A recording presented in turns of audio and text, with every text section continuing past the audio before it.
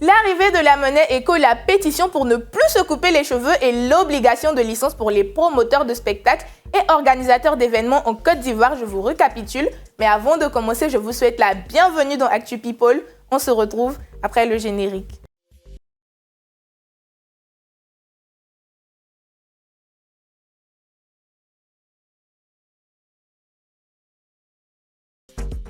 Aujourd'hui, on débute avec un changement majeur qui va toucher le portefeuille de tous les Ivoiriens, l'arrivée imminente de la monnaie éco. Mais rassurez-vous, je ne vais pas vous faire un cours de finance. Il faut dire que cette transition ne date pas d'hier et les grandes célébrités engagées pour l'émancipation de l'Afrique se sont déjà prononcées sur la question. Dès juillet 2019, juste après la première annonce officielle de la CEDEAO, l'activiste Kémi Séba avait immédiatement pris la parole pour exprimer son immense déception, qualifiant ce projet de simple blanchiment politique et de piège pour maintenir la dépendance économique de l'Afrique. De son côté, la légende du reggae Tikenja Fakoly partage ce scepticisme. Pour lui, un simple changement de nom ne sert à rien si la monnaie reste arrimée à l'Europe. Il exige la souveraineté totale sans quoi l'éco ne sera qu'un mirage. Sur les réseaux, plusieurs angles agitent les internautes entre la grande question de savoir quelle icône africaine mériterait d'avoir leur visage gravé sur ces nouveaux billets de banque. L'annonce d'un prétendu billet de 100 000 échos équivalent à 100 000 francs CFA et le débat sur la valeur d'échange de cette monnaie. Les théories fusent de partout sur la toile et le public est impatient à l'idée de découvrir enfin les règles du jeu de cette nouvelle monnaie. L'arrivée de l'éco fait trembler Internet, mais la BCEAO et la CEDEAO n'ont sorti aucun visuel officiel.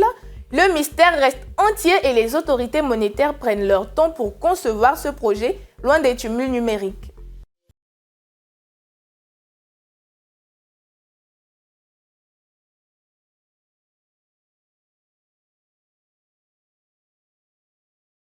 Maintenant l'univers du showbiz et des promoteurs culturels en Côte d'Ivoire. Le ministère de la Culture a annoncé l'obligation désormais d'obtenir une licence officielle pour organiser des spectacles et des concerts. Cette nouvelle réglementation s'annonce comme un geste d'apaisement pour sécuriser l'industrie du divertissement. Dans le milieu, les avis divergent. Les grands producteurs saluent un pas de géant vers la structuration de notre culture, affirmant que cela prouve que notre showbiz ne meurt jamais et qu'il devient plus fort. Mais un autre groupe d'organisateurs indépendants se dit asphyxié par cette bureaucratie et craint de voir mourir la culture de proximité. Charles-Emmanuel Ndefo, responsable de Standardix Event et promoteur culturel dans un post Facebook, a dit, et je cite, « Tout le monde n'est pas le Comici ou M Group, à titre d'exemple, qui ont de gros portefeuilles, des sponsors et de grosses subventions pour payer 10 millions sans se soucier. Comment quelqu'un qui peut payer facilement 10 millions une licence peut comprendre et représenter quelqu'un dont le budget global événement dépense plus recettes bénéfiques est de 2 millions. La preuve est qu'ils n'ont même pas tenu compte dans les discussions ayant abouti à ce décret présidentiel et cet arrêté ministériel. Reste à savoir si la loi va fluidifier le milieu ou freiner l'élan de la nouvelle génération. Mais une chose est claire pour le ministère de la Culture, le show doit continuer, mais désormais ce sera dans les règles de l'art.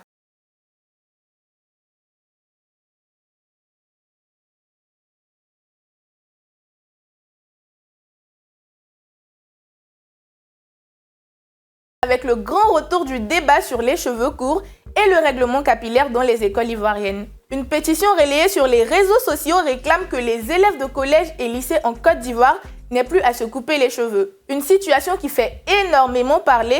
Pour certains, il s'agit d'un débat sans fondement ou d'un simple effet de mode sans argument solide. Ils estiment qu'il y a des combats plus importants comme les conditions d'apprentissage ou le besoin de renforcer les tables bancs et autres outils d'apprentissage. Selon eux, les cheveux courts évitent les agressions sur mineurs, les grossesses en milieu scolaire et permettent aussi aux élèves de mieux se concentrer sur l'apprentissage. Tandis que pour d'autres, le cheveu noir n'est plus seulement une question d'esthétique, mais un véritable choix de liberté et un héritage culturel. Pour eux, le fait de couper les cheveux fait perdre confiance en eux à des jeunes et ne leur apprendrait pas à aimer leurs cheveux crépus. Certains vont jusqu'à comparer la situation entre des enfants au phénotype africain et des métis ou des blancs à qui on ne demande pas de couper leurs cheveux, écrit à la discrimination et décrivent le fait de se couper les cheveux comme des séquelles coloniales. Mais aussi ceux d'élèves qui témoignent avoir réussi à se concentrer sur leurs études alors même que leur établissement leur permettait de garder leurs cheveux. D'autres ajoutent que ce n'est pas aux filles de se dévaloriser pour se protéger, mais à la société d'éduquer les prédateurs. Les internautes sont divisés entre ceux pour qui c'est le symbole d'une jeunesse qui s'émancipe et qui réclame la réapprobation de son identité culturelle, et ceux pour qui la stricte sobriété et la discipline doivent rester la règle d'or pour préserver l'ordre.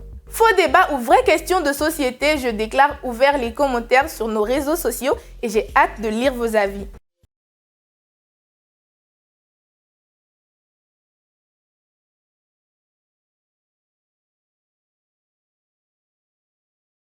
On garde le meilleur pour la fin avec l'histoire la plus incroyable et la plus inspirante de la planète showbiz africaine. On enchaîne avec un véritable miracle musical qui prend racine dans un lieu pour le moins inattendu, Capsula, prison centrale de New Bel à Douala au Cameroun. Là-bas, des détenus ont réussi l'impossible, monter leur propre label de musique baptisé Jail Time Records et installer un vrai studio d'enregistrement au cœur de la prison. Le projet existe depuis 2018, fondé par l'ex-détenu Steve Happy et l'artiste italienne Dion Roach. Dans l'une des prisons les plus surpeuplées d'Afrique, construite pour 800 détenus, New Bel en compte aujourd'hui près de 6000. Mais la consécration ne s'arrête pas là. Un documentaire sur leur histoire tourné à l'intérieur même de la prison et coproduit par deux stars internationales, Taika Waititi et Rita Ora, vient de décrocher 3 récompenses majeures au Festival Tribeca de New York, dont celle du meilleur documentaire. Sur la toile, les internautes s'enflamment et s'émerveillent. Ceci est la preuve que le talent n'a pas de barrière et que la musique reste le plus beau chemin vers une seconde chance. Une chose est sûre, ces voix venues de l'ombre s'imposent aujourd'hui sur la scène internationale. Comme quoi, en plus d'adoucir les mœurs, la musique offre également une deuxième chance de vivre. C'est ainsi que s'achève notre rendez-vous pour aujourd'hui et comme d'habitude, je vous dis à très vite et d'ici là, n'oubliez pas d'être responsable sur les réseaux.